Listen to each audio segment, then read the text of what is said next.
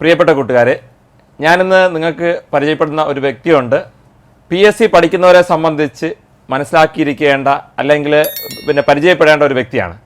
എൻ്റെ കൂടെ ഇരിക്കുന്നത് അജു എന്ന് പറയുന്ന ഒരു സാധാരണ ഒരു വ്യക്തി ആയിരുന്നു. ഇപ്പോൾ അസാധാരണ വ്യക്തി എന്ന് പറയാനുള്ള കാരണം, ഇപ്പോൾ സർക്കാർ സർവീസിൽ ഒരു 1ാം റാങ്ക് വാങ്ങി ഒരു പോളിടെക്നിക്കൽ സ്കൂളിലെ അധ്യാപകനായിട്ട് വർക്ക് ചെയ്യുകയാണ്. അപ്പോൾ അജുവിനെ കുറിച്ച് പറയുകയാണെങ്കിൽ, ഒരു കാലഘട്ടത്തിൽ നിങ്ങൾ കഷ്ടപ്പെട്ട് പഠിച്ചതുപോലെ കുറേ കാലഘട്ടം അതിൽ പഠിച്ചു.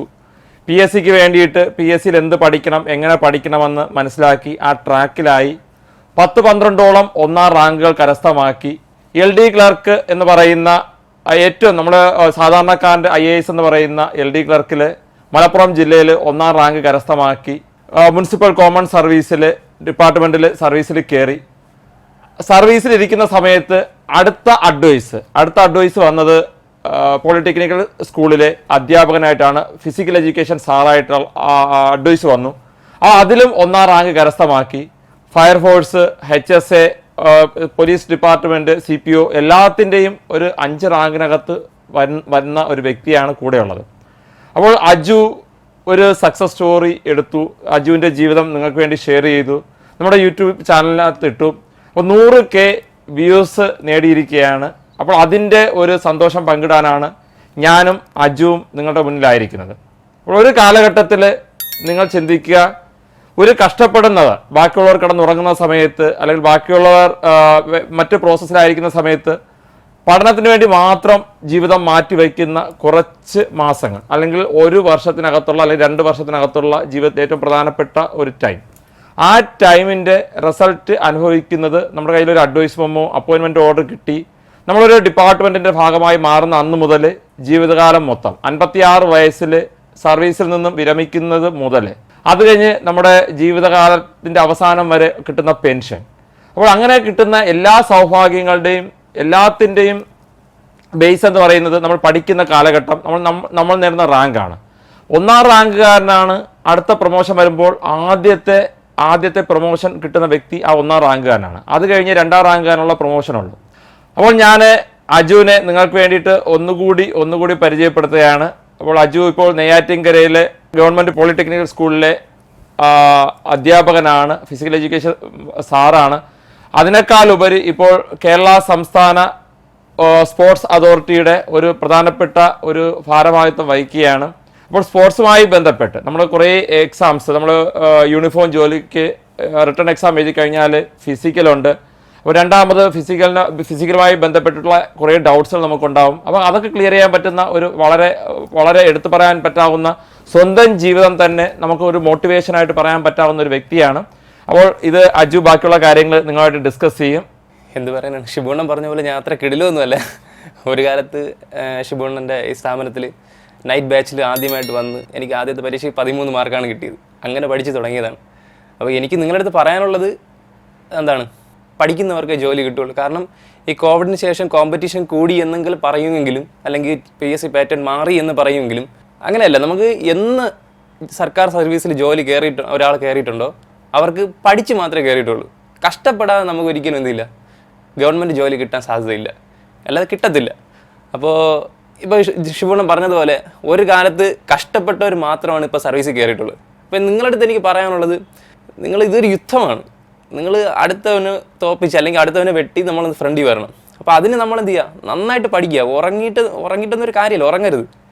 ഫോൺ മാറ്റി വയ്ക്കുക, മറ്റ് കാര്യങ്ങളൊന്നും ചെയ്യാതെ മാക്സിമം പഠിക്കുക. പഠിക്കുന്നവർക്ക് മാത്രമാണ് ഇന്നത്തെ കാലം ഉള്ളത്. പഠിച്ച് സർക്കാർ സർവീസിൽ കയറിയാനുള്ള പ്രത്യേകത എന്ന് പറഞ്ഞാൽ, പണ്ട് എൻ്റെ വീട്ടുകാർ ഈ ലോൺ എടുക്കാൻ വേണ്ടി ബാങ്കിലൊക്കെ പോകണം ഞാൻ കണ്ടിട്ടുണ്ട്. അപ്പോൾ അവിടെ പോകുമ്പോൾ ഒരു 100 കൂട്ടം ചോദ്യങ്ങളാണ്. നിങ്ങൾക്ക് വസ്തു ഉണ്ടോ, കരം തീർത്ത രസീത്, മറ്റത് മറിച്ചത്. ഇപ്പോൾ 2-3 ആഴ്ചയ്ക്ക് മുന്നേ എനിക്ക് ഇങ്ങോട്ട് വിളിച്ച് പറയാണ്, സാർ നിങ്ങൾക്ക് ഇത്ര രൂപ ലോണ് അപ്രൂവ് ആയിട്ടുണ്ട്, സാറിന് അത്യാവശ്യം ഉണ്ടെങ്കിൽ വന്ന് എടുക്കാമെന്ന് SBI കാഞ്ഞിരംകുളത്തുനിന്ന് വിളിച്ച് പറയാം.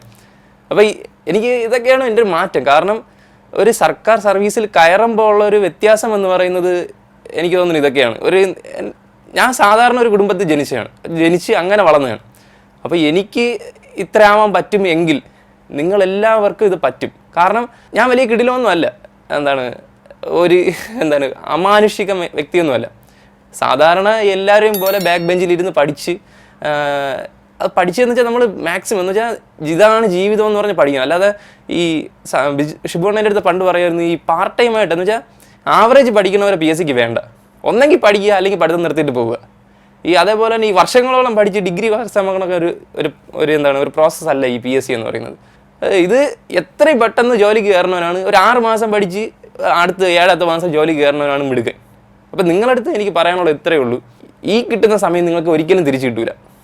മാക്സിമം എന്ന് പറഞ്ഞാൽ നിങ്ങൾ ഒരു 2 മണിക്കൂർ 3 മണിക്കൂർ ഉറങ്ങിയാൽ മതി. തലയിലൊക്കെ വെള്ളമൊക്കെ അല്ല കാലിൽ ബക്കറ്റൊക്കെ ഇട്ട് വെച്ചിട്ട് അങ്ങ് പഠിക്കുക. വേറെ ഒന്നും നോക്കിയിട്ട് കാര്യമില്ല. പഠിച്ച് കിട്ടിക്കഴിഞ്ഞാൽ നിങ്ങൾക്ക് എന്താണ് നിങ്ങളുടെ സ്റ്റാൻഡേർഡ് മാറും. ഒന്നും അറിഞ്ഞൂടാത്ത കുറേ പേര് കാണുമായിരിക്കും. എന്ന് വെച്ചാൽ നിങ്ങൾ അറിഞ്ഞൂടാത്ത കുറേ നിനക്ക് പഠിക്കാനൊന്നും ഇല്ലേടേ അല്ലെങ്കിൽ ജോലി കിട്ടിയില്ലേടെന്ന് ചോദിക്കുന്ന കുറേ. അതൊക്കെ കഴിഞ്ഞിട്ട് പിന്നെ നമ്മളെന്താണ് ജോലി കിട്ടുമ്പോഴാണോ ചോദിക്കണം ലീവിന് വന്നോ. ഒരു സമൂഹം നമ്മളൊന്ന് അംഗീകരിച്ചു തുടങ്ങും. പിന്നെ അതേപോലെ തന്നെയാണ് യുവാക്കളടുത്ത് എനിക്ക് പറയാനുള്ളത്. നമ്മളൊരു ട്രെൻഡ് എന്ന് പറഞ്ഞാൽ ജോലി കിട്ടിയാൽ നമുക്ക് എന്താണ് നല്ലൊരു കല്യാണ ആലോചന, അതുപോലെ നല്ലൊരു സ്റ്റാറ്റസ്, അങ്ങനെ ഒരു നമുക്ക് എന്താണ് സമൂഹത്തിൽ ഒരുപാട് ഗുണങ്ങൾ നമുക്ക് ലഭിക്കാറുണ്ട്. പിന്നെ കൂടുതലൊന്നും എനിക്ക് പറയാനില്ല.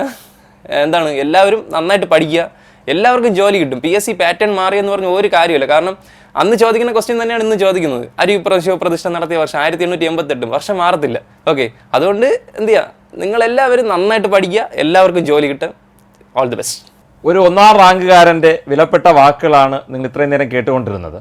അപ്പോൾ നിങ്ങളുടെ ജീവിതത്തിൽ അജു ഒരു സമയം എന്തുമാത്രം റിസ്ക് എടുത്തു, എന്തുമാത്രം ഡെഡിക്കേറ്റ് ചെയ്തു, സ്വന്തമായിട്ട് അല്ലെങ്കിൽ സ്വന്തം കരിയർ ബിൽഡ് ചെയ്യാൻ വേണ്ടിയിട്ട് എത്രത്തോളം റിസ്ക് എടുത്തു എന്നുള്ള അജുവിൻ്റെ വളരെ കോൺഫിഡൻസ് ആയിട്ടുള്ള വാക്കുകൾ.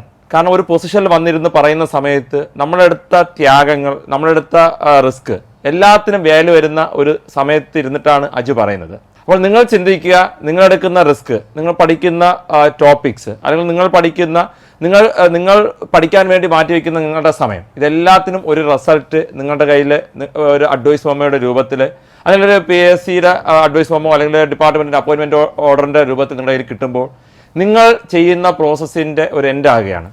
ആ ഒരു എൻഡിന് വേണ്ടിയിട്ടാണ്. അപ്പോൾ നമ്മുടെ ഒരു അക്കാഡമിക് ഇയർ, കോളേജ് ലൈഫ് എല്ലാം കഴിഞ്ഞ് നമ്മുടെ സർക്കാർ സർവീസിൽ കയറുന്നതിനിടയ്ക്കുള്ള ഒരു കാലഘട്ടം എത്രത്തോളം ഷോർട്ടാക്കി കൊണ്ടുവരാൻ പറ്റുമോ അതാണ് നിങ്ങളുടെ ലൈഫിലെ സക്സസ് എന്ന് പറയുന്നത്.